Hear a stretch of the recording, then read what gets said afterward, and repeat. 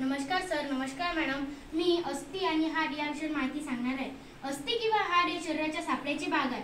त्यावर आपले शरीर उभे राहते. जन्मापासून तर अवयवाच्या तिशीपर्यंत हाडामध्ये हळूहळू वाढ होत असते. हा सदैव बदलणारा अवयव आहे. हाड सतत विविध आकार घेऊन एक जटिल अंतर्गत आणि बाह्य रचना शरीरात बनवली गेली आहे. प्रौढ व्यक्तीच्या शरीरामध्ये 206 स्वतंत्र हाडे असतात व छोट्या बाळाच्या शरीरामध्ये साधारण 300 हाडे असतात. आपण कोणत्या अवयवात किती हाडे असतात ते जाणून घेऊया. कवटीमध्ये 22 हाडे असतात.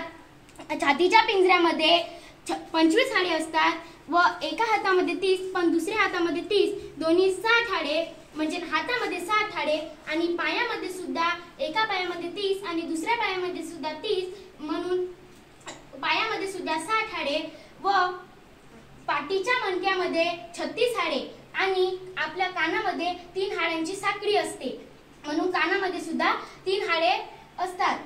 आपण पूर्ण अवयवाचे हाडे जाणून घेतलेले आहेत. धन्यवाद.